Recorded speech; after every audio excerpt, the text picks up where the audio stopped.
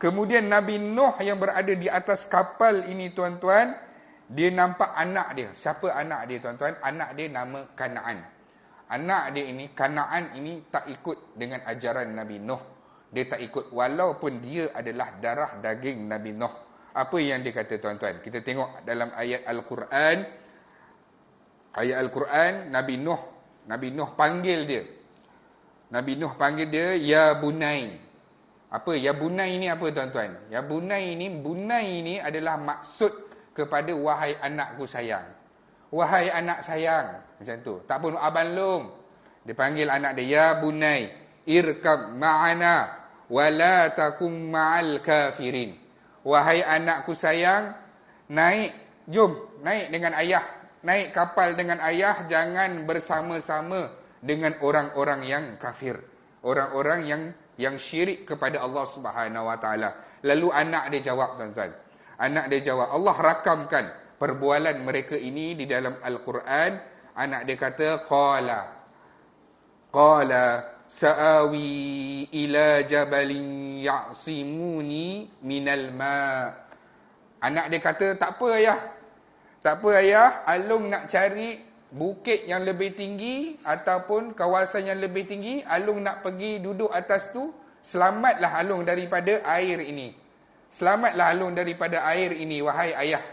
Lalu Nabi Nuh kata apa? Nabi Nuh jawab semula kepada anak dia, Qala la asimal yawmal min amrillah illa marrahim. Nabi Nuh kata, wahai anakku, hari ini tak ada siapa yang dapat terselamat daripada bala Allah.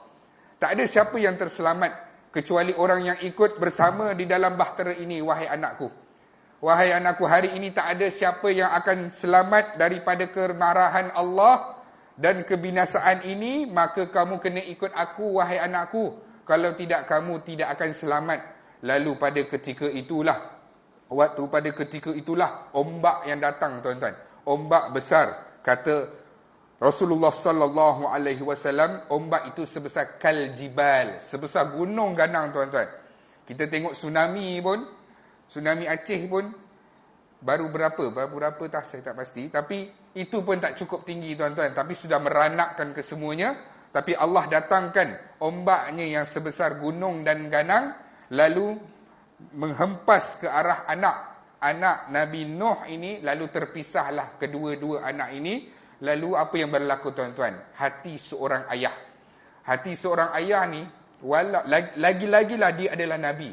Para Nabi dan para Rasul ini, orang manusia yang paling banyak dikurniakan rahmat kasih sayang oleh Allah. Maksudnya apa tuan-tuan? Rasulullah batu pun Nabi sayang. Tunggul, batang kurma pun Nabi sayang. Ini kan pula Nabi Nuh, anak dia tuan-tuan. Anak dia yang tenggelam, lemas di dalam banjir besar tersebut. Apa yang Nabi Nuh kata? Nabi Nuh berdoa pada Allah.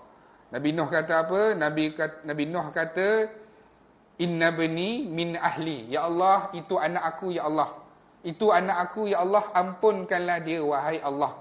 Wahai Allah, ampunkanlah dia, wahai Allah. Dia itu adalah darah daging aku dan dia adalah anak aku, maka ampunkanlah dia, wahai Allah.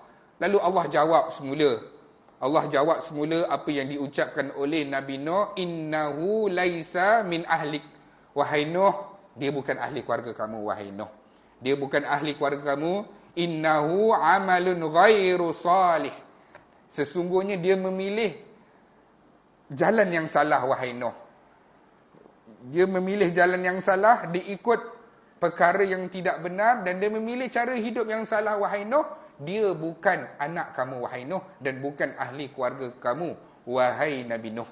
Allah Subhanahu Wa Taala tegur perbuatan Nabi Nuh itu, bukanlah nak kata bagi tahu yang bahawasanya Nabi Nuh ini salah, tapi nak bagi tahu sesungguhnya Nabi Nuh ini yang penuh dengan kasih sayang tuan-tuan. Anak dia tuan-tuan, anak dia, mana mungkin seorang ayah apabila melihat anak dia dalam keadaan kufur, dalam keadaan mati lemas di dalam banjir yang besar itu tuan-tuan, tak ada perasaan tuan-tuan. Tak ada perasaan. Nabi Nuh juga manusia biasa. Nabi Nuh juga manusia biasa yang ada perasaan sedih, suka, gembira. Kalau anak dia tidak Islam, anak dia mati, dia pun akan sama juga sedih, tuan-tuan. Sampaikan Nabi Nuh ucapkan, wahai Allah, itu adalah ahli keluargaku, wahai Allah, ampunkanlah dia, wahai Allah. Lalu Allah tegur, wahai Nuh, dia itu bukan ahli keluarga kamu. Sesungguhnya dia telah memilih jalan yang salah, jalan yang tidak benar. Maka wahai Nuh, kamu tidak boleh mendoakan kesejahteraan, kebaikan kepada orang-orang yang telah menjadi kafir, wahai Nabi Nuh.